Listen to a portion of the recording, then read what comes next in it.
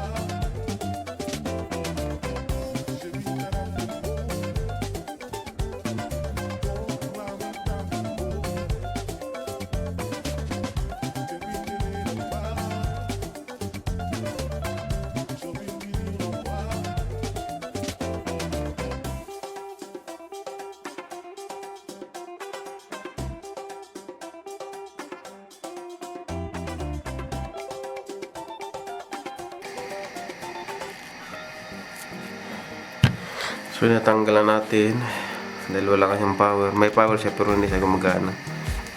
Yan, may tornilyo dyan. Lahat yan tanggalin natin para ma-remove nyan yung rubber nyan at saka ito. Ganyan lang yan. Tatanggal natin, dandahan. Medyo matigas. Aywa. Dumi na. Ito yung motor nya. Ito yung pinaka ano nya.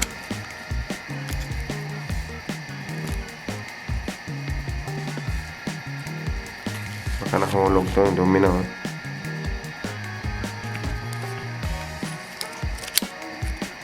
Dapat lang may maintenance yung motor.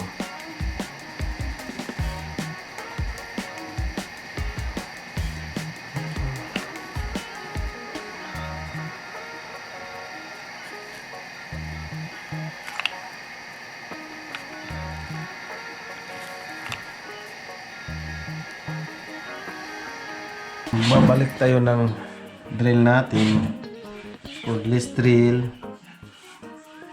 Ang pala, ang problema ng ating cordless drill ay nag-stack up yung rotor sa ilalim, hindi siya nakalikot. Yun lang pala ang problema nitong cordless drill natin, stack up. So pina-check natin yung pinaka-switch, meron tong diode, okay naman. Then yung motor okay din. Yung pala ang ilalim may stack up, parang mayroong something na broken na magnet or alikabok nakaharang dun sa may shifting nya sa ilalim. So nagkaroon siya ng harang kaya hindi makaanda. So ngayon ginawa, pinaikot lang ng plies. Hawakan lang natin dito, napaikot ng ganun. Meron na siyang clearance. Dati ayaw. So pandarin natin, testingan natin.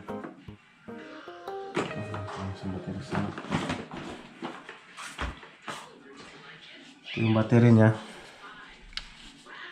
So i-assemble na din natin yung cordless drill natin. Okay. Ganun lang siya, ano. Ilagay lang natin sa yung posisyon. Ganyan. Siksik natin yung wire.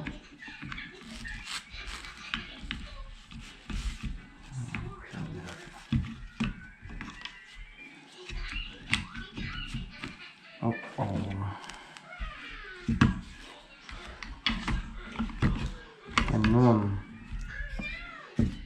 Ang brand pala nito ay Boss. Ito nga switch niya. Ang baliktad yata.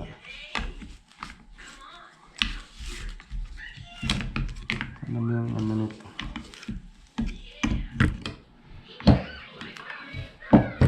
Namala tayo dito ha. Ganyan. Ito siya.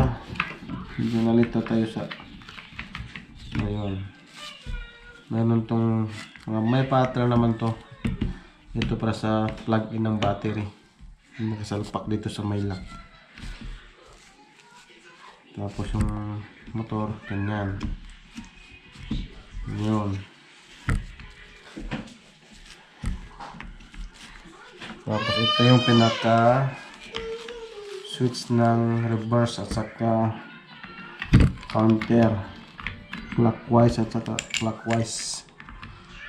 Salpak natin ganyan. Tapos mayroong pinaka-guide dyan. Salpak mo lang yan sa pinaka-pointer nya. Yun. Yun. Testing natin. Battery. Ayun.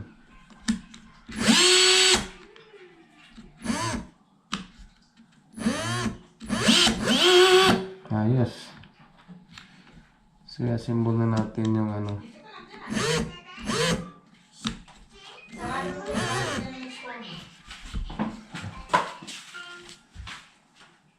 Susunog ko din. Alam yan. Alam mo naman talaga yan.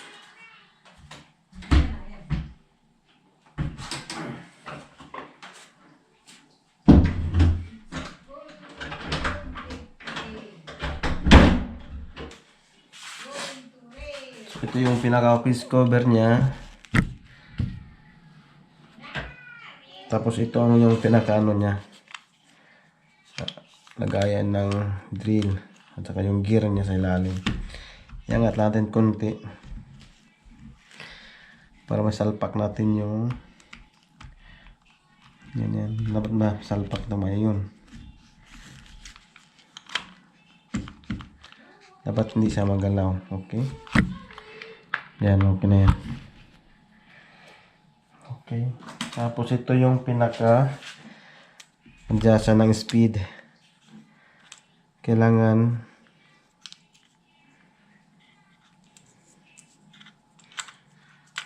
may lagay natin sa dila-dila nito. Ito yung pinaka dila-dila nya. Dito tayo sangat. Sa pinaka adjustan. Yan. Okay. Then okay na. Proceed tayo sa takip. Tingnan natin battery.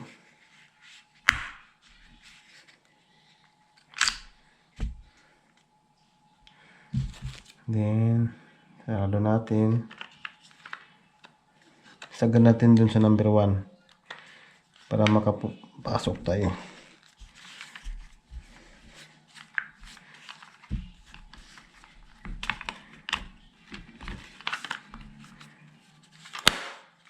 Yun.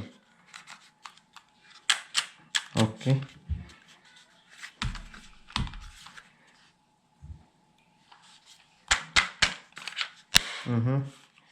Dapat daw. Yes. Tapos huwag kalimutan yung pinaka-lock. Ito yan. Okay. Testing natin.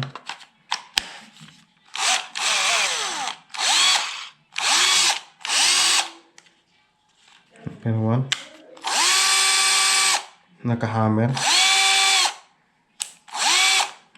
Ito. Init.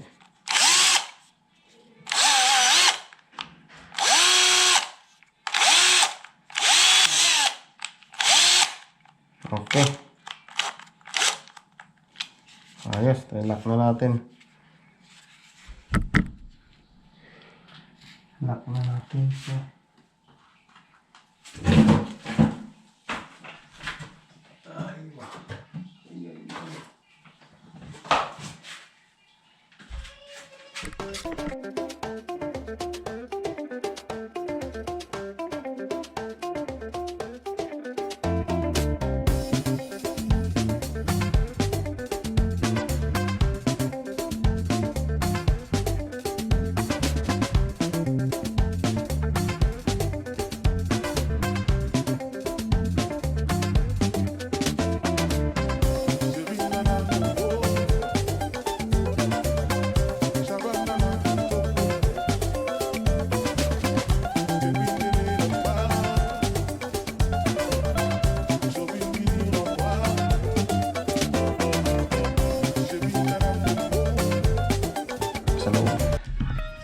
nabasag. May nabasag siguro, may nakaharang.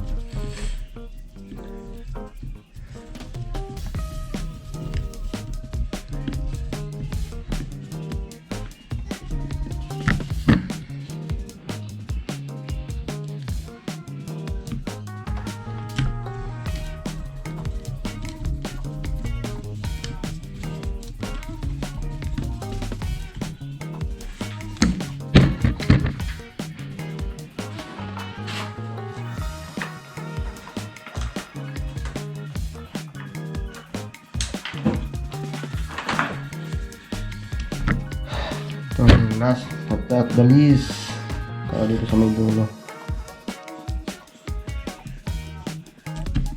Yes.